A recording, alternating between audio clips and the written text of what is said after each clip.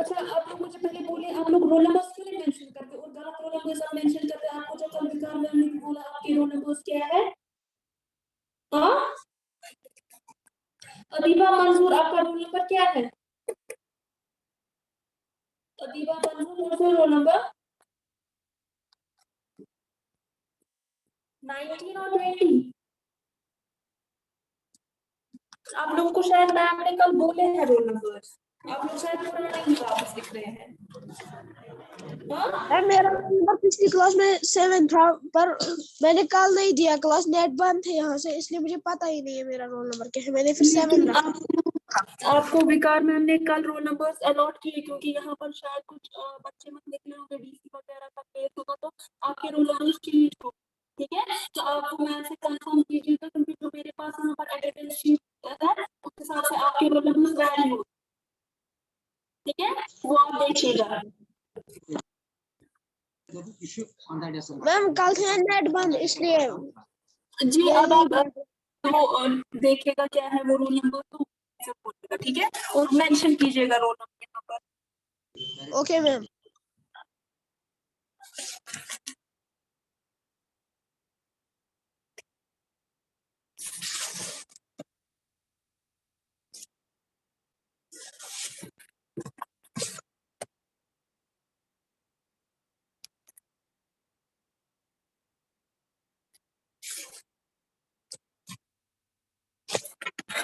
Okay, तो क्या पढ़ा था हमने कल? हाँ जी मलिहा बोलिए आप। कल हमने न्यूट्रिशन प्लांट्स पढ़ा था। जो न्यूट्रिशन होता है उसका मतलब होता है ग़िज़ायत, मतलब जो हम फूड खाते हैं। और जो न्यूट्रिएंट्स होता है वो होता है कार्बोहाइड्रेट्स, फैट्स, विटामिन और मिनरल्स। और हमने कल पढ़ा था जो न्यूट्रिशन होता है उसका एक टाइप होता है जो कि ऑटोट्रॉफिक न्यूट्रिशन होता है। तो ये जो है ऑटोट्रॉफिक, ये ऑटोट्रॉफिक जो है, ऑटो का मतलब होता है सेल्फ, ट्रॉफ का मतलब होता है न्यूट्रिशन। तो ये एक ऐसा न्यूट्रिशन होता है जिसमें कि प्लांट्स अपना खाना खुद बनाते हैं। तो और जो ये प्लांट्स होते हैं ये भी ऑटोट्रॉफिक होते हैं। ये इसलिए ऑटोट्रॉफिक होते हैं क्योंकि ये अपना खाना खुद बनाते हैं, ये अपना खाना विद हेल्प ऑफ फोटोसिंथेसिस बनाते हैं। तो फोटोसिंथेसिस में सनलाइट, कार्बन डाइऑक्साइड, वाटर और क्लोरोफिल आता है। क्लोरोफिल जो होता है वो एक ग्रीन कलर का पिगमेंट होता है जो कि इसमें होना चाहिए। और अगर carbon dioxide plus water plus sunlight plus chlorophyll, तो उसको फिर ये ग्लूकोज और ऑक्सीजन बनता है। हमने कल ये पढ़ा था। तो ग्लूकोज जो इसमें है ये क्या है? इसमें जो ग्लूकोज प्रोडक्ट निकला, व्हाट इज दिस? ये क्या है? हाँ? आपने फोटोसिंथेसिस पढ़ा, आपने रिएक्शन भी बोली, अब ये जो वहां पर ग्लूकोज निकला ये क्या है?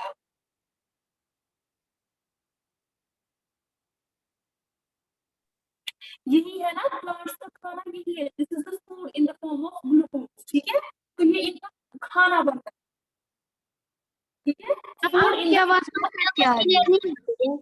मैंने कहा food in the form of glucose is formed. ये जो आपने रिएक्शन बोली अभी, ठीक है, आपने सही बोला, लेकिन ये आपको पता होना चाहिए ग्लूकोज जो निकला वहां से ये क्या है?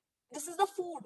ठीक है, ओके ये वहां मैम। पर फूड गया। फोटोसिंथेसिस का मकसद ही है ना खाना बनाना, तो वहां से बन गया खाना, लेकिन वो किस फॉर्म में बन गया? ग्लूकोज फॉर्म में बन गया। ठीक है, और उसके साथ ऑक्सीजन भी साथ साथ निकला, जो कि हमारे लिए बहुत जरूरी होता है। ठीक है, हम यहाँ से जब कार्बन डाइऑक्साइड देते हैं प्लांट्स को, तब वो अपना खाना बनाते हैं, और जब वो वहां से अपना खाना बनाते हैं वहां से ऑक्सीजन निकल आता है, जो कि ह्यूमंस के लिए, एनिमल्स के लिए बहुत जरूरी होता है।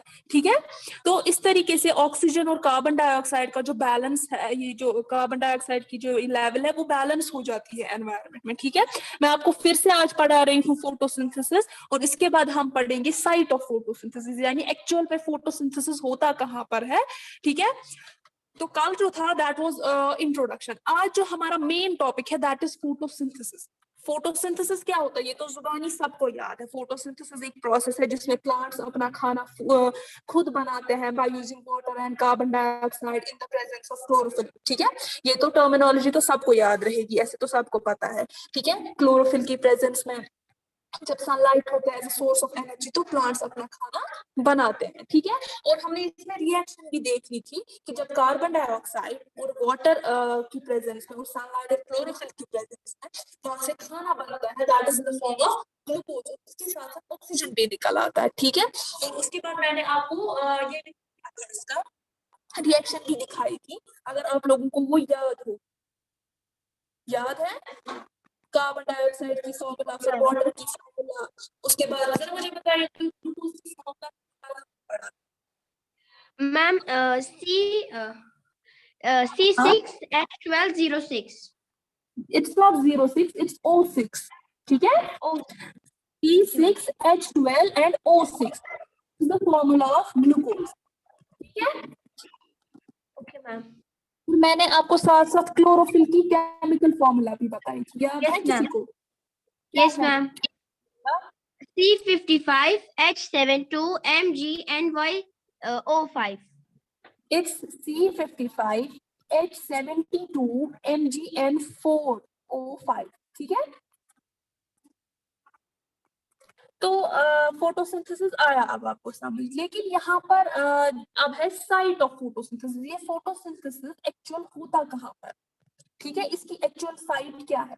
इसकी अगर हम सिंपल वर्ड्स में कहेंगे, वन वर्ड में कहेंगे, तो फोटोसिंथेसिस की जो साइट है that is in the chloroplast. यानी साइट ऑफ, अगर आपको कोई पूछेगा ऑब्जेक्टिव आता है what is the site of photosynthesis, you will answer chloroplast. क्या है एक्चुअल में जो क्लोरोप्लास्ट है वही होते, वहीं पर एक्चुअल में फोटोसिंथेसिस होता है। देखिए ये जो ग्रीन लीव्स होते हैं या स्टेम होते हैं इन प्लांट्स के, इनमें ग्रीन कलर का स्ट्रक्चर प्रेजेंट होता है। क्या होता है? ग्रीन कलर का स्ट्रक्चर प्रेजेंट होता है, जिसको हम क्लोरोप्लास्ट कहते हैं। क्लोरोप्लास्ट क्या होता है? ये एक माइक्रोस्कोपिक सेल्यूलर ऑर्गेनेली एक होता है। यानी ये हमें ऐसे नहीं दिखेगा, हम लेंगे हाथ में तो हमें क्लोरोप्लास्ट दिखेगा, नहीं।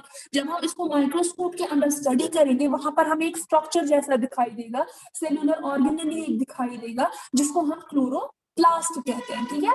तो वही क्लोरोप्लास्ट, वहीं पर मेन एक्चुअल में क्या होता है, फोटोसिंथेसिस वहीं पर होता है। अब 2 मिनट वेट कीजिए, स्टूडेंट्स अभी आ रहे हैं। एक तो टाइमिंग मेंशन करके होती है, फिर भी आप लोग लेट आते हैं।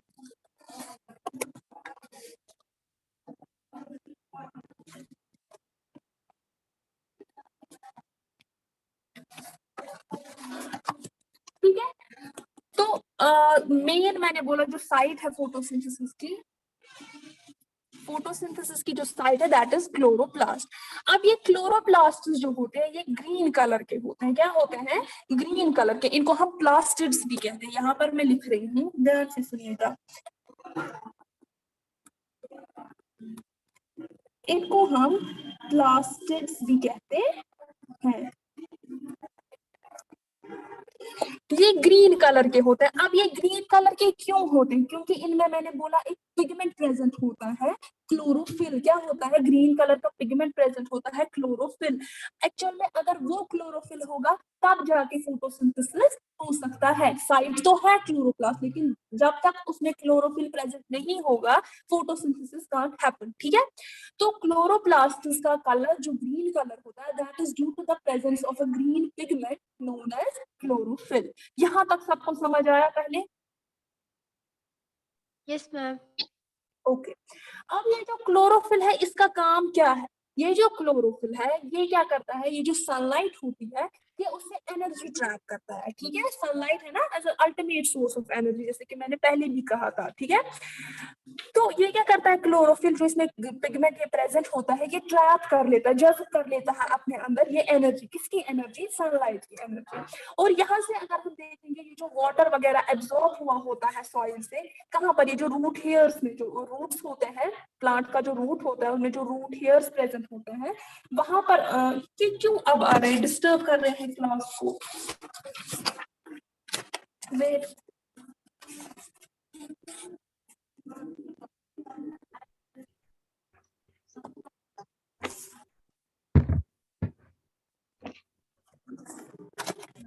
तो मैंने कहा ये जो क्लोरोफिल है ये क्या करता है? ये सनलाइट की एनर्जी को अपने अंदर ट्रैप कर लेता है। और यहाँ से जो वाटर वगैरह होता है, ठीक है, जो कि रूट हेयर्स में, रूट हेयर्स पता है ना किनको कहते हैं? पता है किसी को? हाँ, रूट हेयर्स किनको कहते हैं?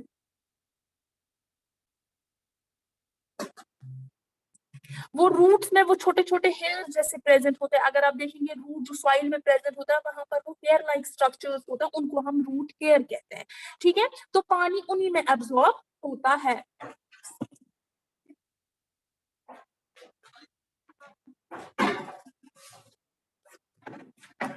तो पानी जो है वो वहीं से एब्जॉर्ब हुआ होता है। ठीक है, और वो फिर बाकी पार्ट्स में कैसे जाता है? जैसे हमारी बॉडी में अगर ब्लड है वो ट्रांसपोर्ट होता है ना पूरी बॉडी में, वो कैसे होता है ट्रांसपोर्ट? थ्रू वेन्स वगैरह होता है वो ट्रांसपोर्ट। ठीक है, एक ट्रांसपोर्टेशन सिस्टम है हमारी बॉडी में जहां से ब्लड फ्लो वगैरह ट्रांसपोर्ट करता है एक बॉडी पार्ट से दूसरी बॉडी पार्ट तक। ठीक है, तो इसी तरह ये जो वाटर है, मिनरल्स वगैरह है, ये कैसे ट्रांसफर होते हैं, कैसे ट्रांसपोर्ट होते हैं एक पार्ट से दूसरे पार्ट तक प्लांट में? ठीक है, तो ये ट्रांसफर होते हैं, ये ट्रांसपोर्ट होते हैं वैस्कुलर टिश्यूज से। अब ये वैस्कुलर टिश्यूज क्या होते हैं? ये प्लांट टिश्यूज होते हैं, इनका मेन काम होता है कंडक्शन, यानी ये कंडक्ट करते हैं। ये इनकी दो मेन है, एक तो वाटर कंडक्टिंग टिश्यूज और दूसरा है फूड कंडक्टिंग टिश्यूज। एक को हम नाम देते हैं जाइलम एंड दूसरे को फ्लोएम। ये मैं फिर से समझाऊंगी, तेज तो नहीं बोल रही मैं? No ma'am. हाँ? फिर से नो मैम। क्लोरोफिल का समझ आया आपको? क्लोरोफिल जो है ये ग्रीन कलर पिगमेंट है। ठीक है, और इसका मेन काम क्या है? ये सनलाइट से एनर्जी ट्रैप करता है। और जो वाटर वगैरह होता है उसको भी तो, उसका भी तो काम है, वो कैसे दूसरे पार्ट्स तक जाता है, प्लांट के दूसरे पार्ट्स तक वो कैसे जाता है? वो जाता है थ्रू वैस्कुलर टिश्यूज। यहाँ पर मैं लिख रही हूँ वैस्कुलर टिश्यूज। वो वैस्कुलर टिश्यूज क्या होते हैं? ये देखिए, वैस्कुलर टिश्यूज। वैस्कुलर टिश्यूज क्या होते हैं? ये प्लांट टिश्यूज होते हैं। ठीक है, ग्रुप ऑफ टिश्यू होता है, ग्रुप ऑफ सेल्स। ठीक है, having similar structure and function. तो इनका काम क्या है? ये जो टिश्यूज होते हैं ये क्या करते हैं? ये दो मेन टिश्यूज है, वाटर कंडक्टिंग टिश्यू और फूड कंडक्टिंग टिश्यू। आपको इसी नाम से ही समझ आया होगा। वाटर कंडक्टिंग टिश्यू का मतलब है जो वाटर कंडक्ट करता है पूरे पार्ट्स ऑफ द प्लांट तक। ठीक है, हर एक पार्ट्स ऑफ द प्लांट तक पहुंच जाता है पानी, तो उसको हम जाइलम कहते हैं। What is that known as? That is known as xylem. यहाँ पर देखिए ZYLEM, जाइलम। ये है वाटर कंडक्टिंग टिश्यू। ये एक टिश्यू है जिसकी वजह से पानी कंडक्ट होता है दूसरे पार्ट्स तक, प्लांट के दूसरे पार्ट्स तक। इसी तरह अब अगर फूड वगैरह, मिनरल्स वगैरह होता है, वो कैसे कंडक्ट होता है पूरे पार्ट्स ऑफ द प्लांट तक? वो होता है थ्रू फ्लोएम, PHNOEM। इसको हम फ्लोएम कहते हैं। क्या कहते हैं? तो ये फूड कंडक्ट करता है। तो मैंने कहा ये जो प्लांट पार्ट्स है इन तक पानी और फूड कैसे पहुंचता है? वो पहुंचता है थ्रू जाइलम एंड फ्लोएम। अगर हम इनको शॉर्ट में कहें, these are the vascular tissue. ठीक है, अब एक लीफ लेंगे हम। ठीक है, लीफ जो है उसमें क्या होता है? उसमें छोटे छोटे पोर्स जैसे होते हैं या ओपनिंग्स हम उनको कहते हैं। ठीक है, वो कहाँ पर प्रेजेंट होते हैं? जो लीफ का लोअर साइड होता है ना, नीचे वाला साइड जो लीफ का होता है, तो वहां पर छोटे छोटे पोर्स प्रेजेंट होते हैं। ठीक है, उनको हम स्टोमेटा कहते हैं। What is that called? Stomata. यहाँ पर मैं आपको दिखाती हूँ ये फोटोसिंथेसिस होता कैसे है। ठीक है, तो यहाँ पर ये जो मैंने इमेज आपको दिखाई, ये आप जो देख रहे हैं ना यहाँ पर ये ना पोर जैसा है ना, यहाँ पर ओपनिंग जैसी यहाँ पर है, ये क्या है? इसको हम स्टोमेटा कहते हैं। ये भी हमें ऐसे नहीं दिखेगा, हम लीफ लेंगे हाथ में और उसको लोअर साइड से देखेंगे तो हमें स्टोमेटा दिखाई देगा। नहीं, जब हम इसको माइक्रोस्कोप के नीचे देखेंगे हमें इस तरीके का स्ट्रक्चर नजर आएगा। ये लीफ है, इसका लोअर साइड है। जब हमने इसको माइक्रोस्कोप के नीचे देखा तो हमें एक ओपनिंग जैसी दिखाई दी, उसको हम स्टोमेटा कहते हैं। समझ आ रहा है सबको? Yes ma'am. किसी को कोई कंफ्यूजन तो नहीं है? No ma'am.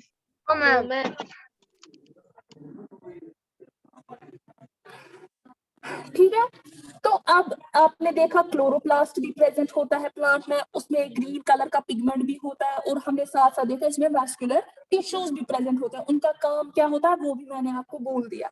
और इसी तरह मैंने बोला लीफ जो है, लीफ में स्मॉल पोर्स या ओपनिंग्स होता है जिसको हम स्टोमेटा कहते हैं। अब ये जो स्टोमेटा है इनमें गार्ड सेल्स प्रेजेंट होती है। क्या होती है? गार्ड सेल्स होती है इनमें प्रेजेंट, जिसकी मदद से ये स्टोमेटा क्लोज और ओपन हो जाता है, यानी बंद और खुल जाता है। किसकी वजह से? उनकी गार्ड सेल्स की वजह से। GUARD, guard cells. ठीक है, तो स्टोमेटा का ओपनिंग और क्लोजिंग किसकी वजह से होता है? इन्हीं गार्ड सेल्स की वजह से। ये जो ओपनिंग और क्लोजिंग होती है अब इन गार्ड सेल्स की, ये कैसे होती है? जब पानी की अवेलेबिलिटी ज्यादा होती है, यानी जब प्लांट में पानी की अवेलेबिलिटी ज्यादा होती है, तो गार्ड सेल्स जो है ये ओपन हो जाते हैं। क्या हो जाते हैं? ओपन। और जब पानी की अवेलेबिलिटी बहुत कम होती है, तो ये क्लोज हो जाते हैं गार्ड सेल्स। ठीक है, यहाँ तक समझ आया? Yes ma'am. समझ आ रहा है सबको? कंफ्यूजन तो नहीं है कहीं पर? ये देखिए, ये है ना गार्ड सेल्स। यहाँ पर ये वाला पहली पिक्चर जो है यहाँ पर, ये यहाँ पर ओपन है, क्योंकि इसमें पानी की अवेलेबिलिटी ज्यादा है। ठीक है, और यहाँ पर देखिए ये श्रिंक हो रहा है यहाँ पर, क्योंकि यहाँ पर पानी की अवेलेबिलिटी बहुत कम है, तो ये यहाँ पर गार्ड सेल क्लोज हो रही है, जिसकी वजह से ये जो पोर्स है, स्टोमेटा है, ये ओपन और क्लोज होता है। किसकी वजह से? इसी गार्ड सेल की वजह से। और ये गार्ड सेल कैसे ओपन और क्लोज होता है? मेन जो इसका ये है ना मोटिव, मेन कैसे होता है, ट्रिगर कैसे होता है? ठीक है, ये लाइट की वजह से मेन ओपन और क्लोज होता है। ठीक है, वो अलग बात है, फिर ओपन और क्लोज अवेलेबल वाटर की अवेलेबिलिटी पर देखा जाता है। ठीक है, लेकिन मेन जो ट्रिगर है इसका वो लाइट है। ठीक है, लाइट की वजह से, लाइट इसका मेन ट्रिगर है, ये गैसेस एक्सचेंज के लिए यूज होता है। ठीक है, अब ये जो स्टोमेटा है, यहाँ पर फिलहाल आपको स्ट्रक्चर समझ आया। अब ये जो स्टोमेटा, इसका काम क्या है? ये जो कार्बन डाइऑक्साइड वगैरह जाता है, वो स्प्रेड कैसे होता है? वो इसी स्टोमेटा के थ्रू स्प्रेड होता है। ठीक है, एक तो वहां से क्लोरोफिल जो कि ट्रैप करता है एनर्जी, ठीक है, सनलाइट की एनर्जी। लेकिन जो नीचे से लोअर लीफ में जो स्टोमेटा प्रेजेंट होता है, उसका काम क्या होता है? वो कार्बन डाइऑक्साइड को स्प्रेड करता है लीफ में। किसके थ्रू? इसी स्टोमेटा के थ्रू। ठीक है, और जो अपर सरफेस जो क्लास, ठीक है, तो मैंने कहा क्लोरोफिल ट्रैप करता है, और जो कार्बन डाइऑक्साइड वगैरह स्प्रेड होता है लीफ में, वो किसके थ्रू होता है? वो स्टोमेटा के थ्रू, क्योंकि वो छोटे छोटे पोर्स होते हैं, वही उसी के थ्रू वो कार्बन डाइऑक्साइड वहां पर जाता है, स्प्रेड हो जाता है। ठीक है, और क्लोरोप्लास्ट जो है ऊपर से वो एब्जॉर्ब करता है सनलाइट। और जो वाटर वगैरह फोटोसिंथेसिस के लिए यूज होता है, वो किससे लाया जाता है? इन वेन्स वगैरह में, वेन्स वगैरह जो प्रेजेंट होती है लीफ में, ठीक है, तो वो वहीं से लाया जाता है। तो सारी कंडीशन में जो फोटोसिंथेसिस है वो फुलफिल की जाती है वहां पर, और इस तरीके से फोटोसिंथेसिस का प्रोसेस जो है वो कंप्लीट हो जाता है। और जो वहां से फिर प्रोडक्ट निकलता है, वो क्या निकलता है वहां से? Food in the form of glucose, और साथ साथ हमें उसमें वहां से ऑक्सीजन भी निकलता है। यहाँ तक समझ आया कि फिर से समझाऊं एक बार? मुझे पता है बहुत सारे बच्चों को समझ नहीं आया। हाँ, समझ आ रहा है? Yes, ma'am. Yes ma'am. Maliha Farooq, roll number 1, आप बोलिए, समझ आ रहा है कि नहीं? ma'am. मैम।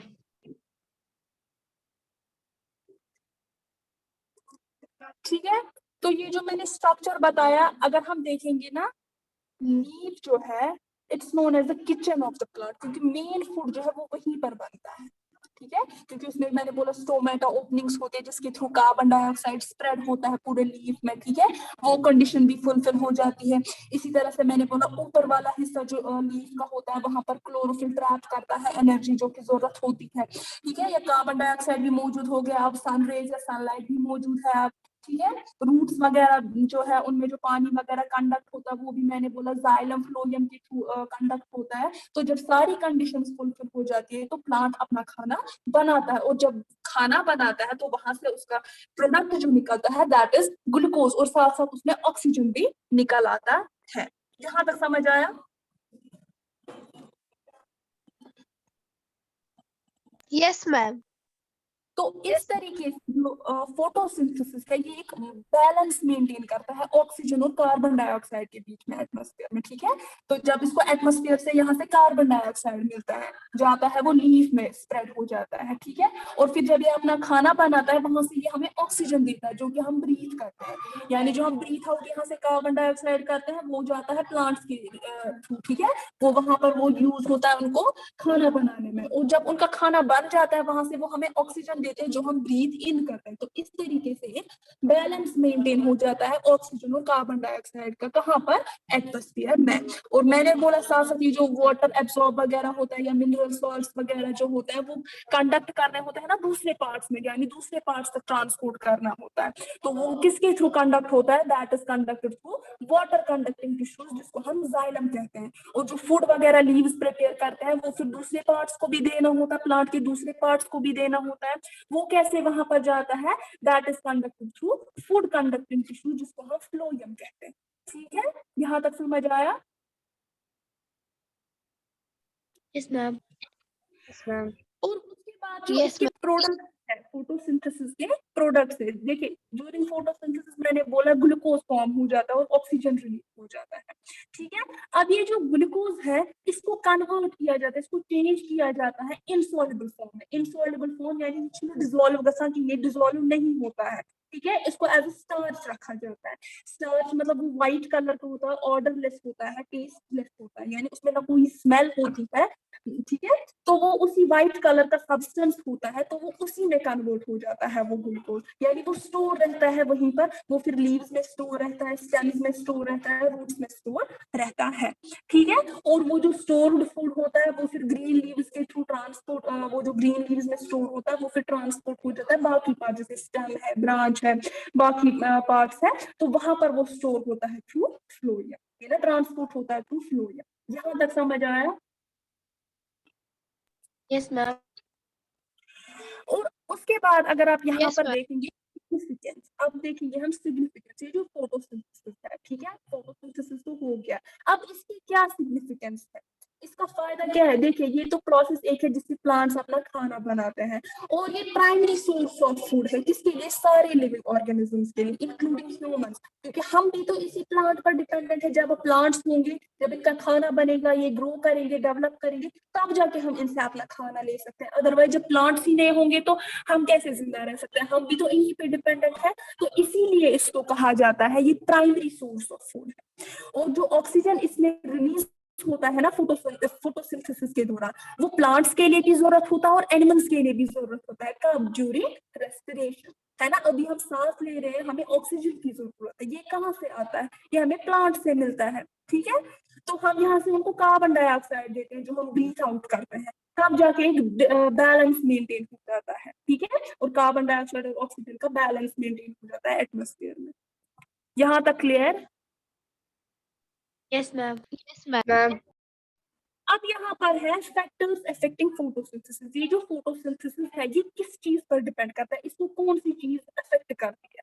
पहले ही लाइट इंटेंसिटी, यानी सनलाइट, जितनी ज्यादा इंटेंसिटी होगी लाइट, यानी जितनी ज्यादा अच्छी लाइट होगी, सनलाइट होगी, उतना ज्यादा अच्छा फोटोसिंथेसिस प्रोसेस हो सकता है। और जितनी ज्यादा कम लाइट होगी उतना ज्यादा क्या हो सकता है, जितनी कम लाइट होगी उतना ही फोटोसिंथेसिस पे असर पड़ सकता है। इसी तरह कॉन्सेंट्रेशन ऑफ CO2, अगर CO2 अच्छे खासे कॉन्सेंट्रेशन में होगा तो फोटोसिंथेसिस अच्छे से हो सकता है, वो अपना खाना अच्छे से बना सकते हैं। और अगर कंसंट्रेशन कम होगी, ठीक है, तो वो भी अफेक्ट करता है, यानी ना ज्यादा होना चाहिए ना कम होना चाहिए, एक बैलेंस मेंटेन करनी चाहिए, ठीक है। तो वो डिपेंड करता है एनवायरमेंटल कंडीशंस पे, वो कैसा होगा। एनवायरमेंट में पोल्यूटेंट्स तो ज्यादा नहीं है, उस पर भी डिपेंड करता है, ठीक है। वो भी एक चीज है जो अफेक्ट करती है किसको, फोटोसिंथेसिस को। देखिए पोल्यूशन भी एक है। अब आप बोलेंगे कैसे, जैसे बहुत सारे पोल्यूटेंट्स होते हैं, डस्ट वगैरह होती है, स्मोक वगैरह होती है, और भी बहुत सारे आलूगी के एलिमेंट्स होते हैं जो लीफ की सरफेस पे बैठ जाते हैं, लीफ के ऊपर वाले हिस्से पे बैठ जाते हैं। उसकी वजह से क्या होता है, वो जो पोर्स वगैरह होते हैं वो बंद हो जाते हैं, वो अच्छे से अपना काम नहीं कर पाते, स्टोमेटा वगैरह, ठीक है, या क्लोरोफिल वगैरह, वो अच्छे से ट्रैप नहीं कर पाता सनलाइट को, जिसकी वजह से इनको मुश्किलात आ जाती है अपना खाना बनाने। है ना। जब एक लेयर जैसी बैठ गई लीफ पर तो लीफ क्या करेगा, ऑब्वियसली वो ब्लॉक हो जाएगा ना इसका वो रास्ता जहां से वो ट्रैप करता है सनलाइट वगैरह। तो पोल्यूशन भी एक ऐसा फैक्टर है जिसकी वजह से photosynthesis, rate of photosynthesis affect करता है। ठीक है, यानी अगर माहौल अच्छा होगा, पोल्यूटेड फ्री होगा तो अच्छे से फोटोसिंथेसिस हो सकता है। अगर नहीं, अगर पोल्यूशन ज्यादा हो गया, ठीक है, तो उसकी वजह से प्लांट्स अपना खाना अच्छे से नहीं बना सकते, इनमें डिफिकल्टी आ जाएगी। इसी तरह वाटर भी एक फैक्टर है, जितना ज्यादा वाटर प्लांट में होगा अच्छा खासा तो वो अच्छे से अपना फोटोसिंथेसिस प्रोसेस कर सकता है। और वाटर अगर कम होगा तो ऑब्वियसली फोटोसिंथेसिस पे इफेक्ट पड़ सकता है। और एक जो लास्ट पॉइंट है दैट इज टेम्परेचर। जो टेम्परेचर होना चाहिए फोटोसिंथेसिस प्रोसेस कैरी करने के लिए वो कितना होना चाहिए, दैट शुड बी 25 to 30।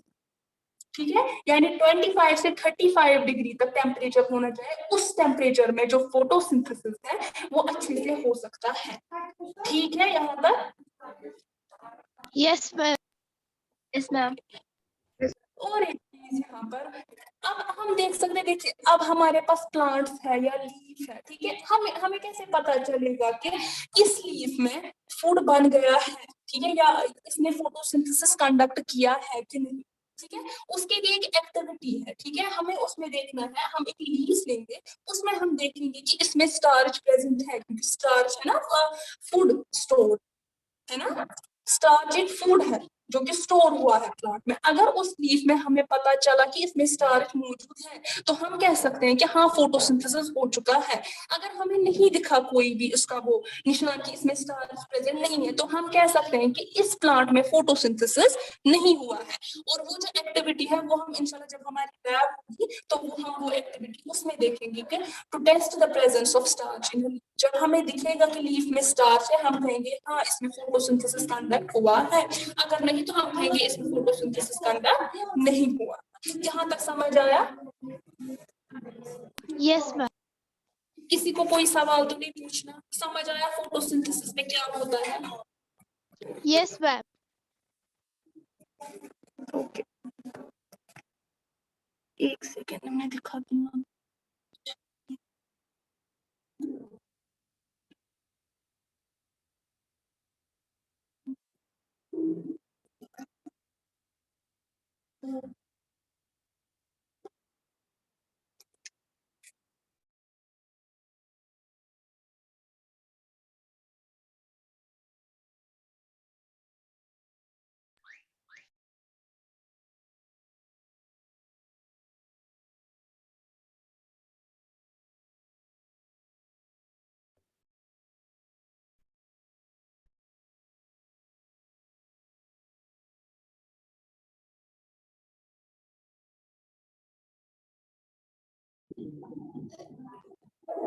तो this was all about photosynthesis. हमने देखा फोटोसिंथेसिस किसको कहते हैं एंड साइट ऑफ फोटोसिंथेसिस और इसके फैक्टर्स भी हमने पढ़े।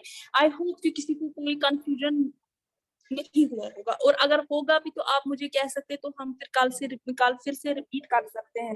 किसी को कोई कंफ्यूजन तो नहीं है? No ma'am. ओके ठीक है।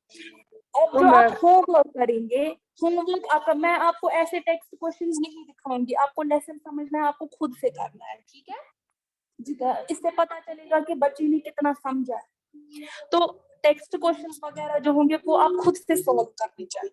ठीक है, तो आप एक काम करेंगे, आपको मैं आज एक होमवर्क देती हूँ, ज्यादा नहीं है, वो आपने पढ़ा है। ठीक है, right a short note on autotrophic mode of nutrition. ठीक है, आप इसको कंसिडर कीजिए। मैं आपको 4 मार्क्स का क्वेश्चन दे रही हूँ। जैसे right a short note on autotrophic mode of nutrition, ये मैं ग्रुप में भी मेंशन कर दूंगी। ठीक है, आप रफ पे लिखेंगे, मैं देखूंगी किसने क्या लिखा है, किसने कितना समझा है। Right a short note on autotrophic mode of nutrition. Clear? और बताए। Right a short note on autotrophic mode of nutrition. मैं चैट में लिख देती हूँ यहाँ पर।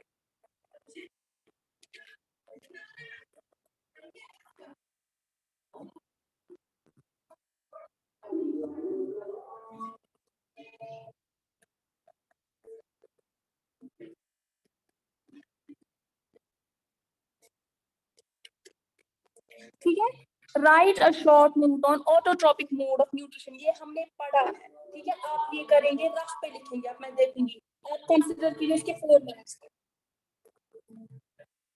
और आप होमवर्क जो है आप लिखेंगे फिर नोटबुक पे, ठीक है। जो पेज नंबर 9 पे इंपॉर्टेंट पॉइंट्स है ना, what you have learn lesson के लास्ट पे दिए गए होते हैं, पेज नंबर 9।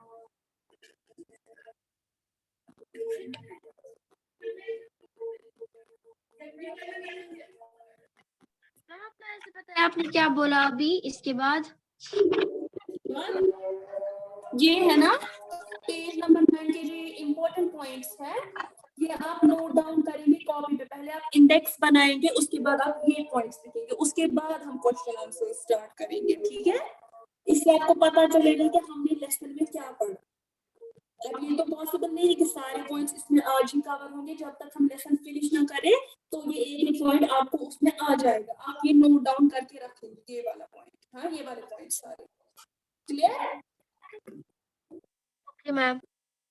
ओके, मैं फिर भी ग्रुप में मेंशन कर देती हूँ। तो फिलहाल क्लास का टाइम खत्म होता है, कल बात देखते हैं। चलिए, अल्लाह हाफिज। अल्लाह हाफिज मैम। अल्लाह हाफिज।